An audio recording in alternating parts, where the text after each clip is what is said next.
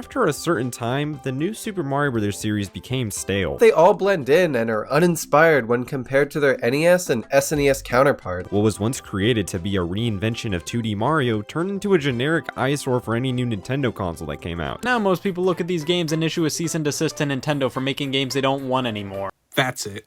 New Super Mario Bros. Is one of the most disrespected Nintendo series out there, often regarded as being generic and mid. Some people even think it's worse than Star Fox.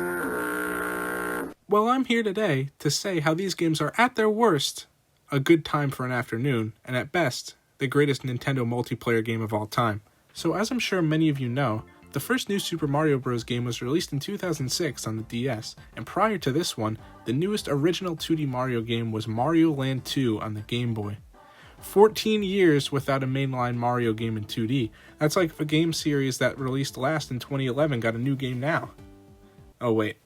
Anyways, the first new Super Mario Bros. Game was amazing at the time. It reviewed as one of the best DS games of all time and was a breath of fresh air. The game took a couple of features that debuted in 3D Mario games and translated them into 2D, namely wall jumping and ground pounding. New Super Mario Bros. 1 also introduced a bunch of power-ups for the first time. The shell, the mini mushroom, and the mega mushroom, for example. Also new to this series were some fresh original bosses. The end of every world had a unique boss. Now this was all added for the main game, but the DS had some little side modes that really sweetened the deal. There was the famous Mario vs. Luigi mode that could be played in download play.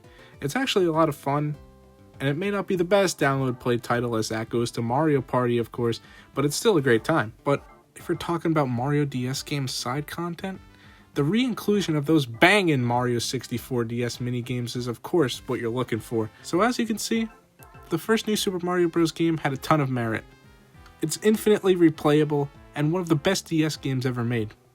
It's also one of the most successful. It sold 30+ million copies. The series as a whole has a pretty bad reputation, but not the first one. People love this game. It's one of the best DS games of all time. It's one of my favorite games from when I was a kid, and I still love it today.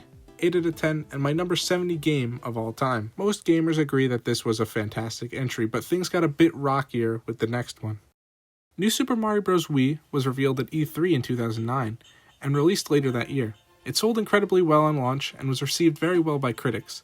Wii brought a lot new to the table with the Penguin Ice Flower and the greatest Mario power-up of all time, the Propeller. There are 8 main worlds instead of 6 this time, with an extra 9th world with more challenging levels. It also brought my main gamer Yoshi back into the fold, but of course the main thing New Super Mario Bros. Wii had going for it is the one and only 4-player multiplayer. The entire game was built around this. The levels are bigger and play bigger. The pick up and throw mechanic was introduced, among many other things. Bottom line, the game was designed around multiplayer. This makes the single-player experience lacking compared to DS, and is a driving factor for resentment towards the Wii entry. With that being said, New Super Mario Bros. Wii is my favorite 2D Mario game ever. Why? That is because New Super Mario Bros. Wii is the greatest local multiplayer game ever made. If I could describe it in one word, it would be dynamic. You need a game to play with your 5-year-old cousin? This is a great option. You need a game to play with the boys for an entire day? This is a great option. Need a game to last with the boys for 40 minutes? Also a great option. You get the point. As long as you don't have more than 4 people, this is the perfect game for nearly any situation where you have people over. The multiplayer mode is hectic and lends itself well to trolling and locking in. As I said, the levels are designed around having 4 people, and the speedrunning route allows you to play through the entire game in one short session. I've played through this game in so many different settings, and it hits every time.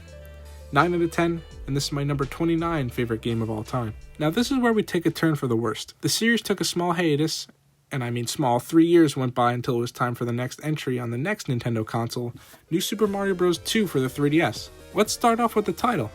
What the f*** were they doing? This is the 3rd game in the series, yet it's New Super Mario Bros. 2? It doesn't take inspiration from the OG Mario 2 either, so it's not New Super Mario Bros. 2 or New Super Mario Bros. 2. Regardless of the brain-dead name, the game itself is quite easily the worst entry in the series. In comparison to the other games, the levels are much less creative, much easier, and much more bland. It's also incredibly short.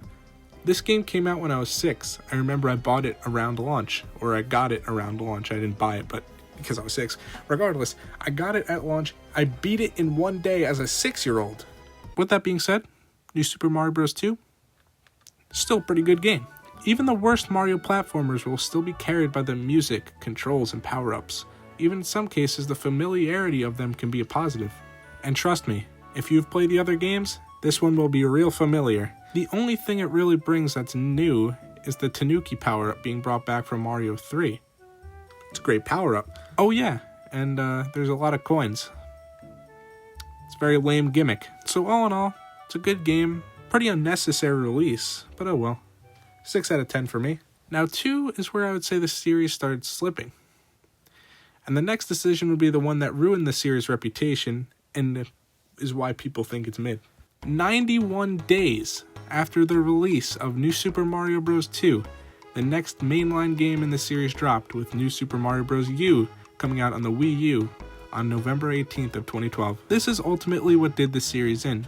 It's the closest gap between mainline releases in any AAA video game series ever. And not only is that the case, but it's the case by a long margin. The next closest releases in a mainline series for a AAA video game are like annual releases such as Assassin's Creed. That is, unless you count Smash 4, which I'm not for this purpose. It's pretty much the same game. Now, despite the, again, brain-dead release strategy with this one, it's a very good game. It draws inspiration in a lot of ways from Super Mario World, with its emphasis on a connected world and Yoshis. The levels are generally very good, and some demonstrate a higher degree of creativity compared to the previous entry on the 3DS. It also retains the multiplayer mode that made the Wii entry so great, although in this specific game the speedrunning route is a lot longer, so it's not as easy to just break out and play through the game in like 30 minutes or so. Some new additions include the Acorn, which is a hybrid between the propeller and Tanuki suit in the previous 2 entries, and in all honesty isn't as good as either one, as well as the Baby Yoshis, which allowed for a couple different unique abilities and were able to be carried between different levels. That's all that was really new in New Super Mario Bros. U. The game was ultimately too similar to the previous entries and was released way too close to New Super Mario Bros. 2. These faults are the reason people don't like this one as much, the reason it's so forgettable, and ultimately the reason why people have so much disdain to the series. I still like it though, 7 out of 10. With that being said, the next year went on to be the one and only Year of Luigi.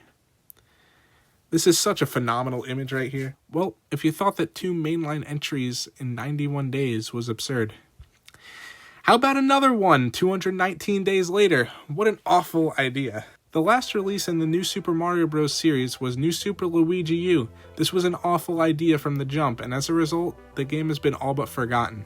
This makes it all the more unfortunate that this game is actually really damn good. It's pretty much Mario U, but better in every way. The levels are shorter, harder, and more fun. Luigi U was the breath of fresh air the series needed. On a gameplay level alone, everything from it is borrowed from New Super Mario Bros. U, which is understandable considering it was initially a DLC. But regardless of that, Luigi U is an amazing Mario platformer, one of the best, and best of all, it contributed to the $456 million loss. Bravo, New Super Luigi U. New Super Mario Bros. Is one of the most unfairly panned series in gaming. They're all good at the least, and the best of them are among the best in the entire 2D platforming genre. They are on par with the original 2D Mario run from 1985 to 1991, but never get that respect. They're unfairly written off, and hopefully a Switch port in the near future will help people see the light, and help people realize how much better this series is than Star Fox.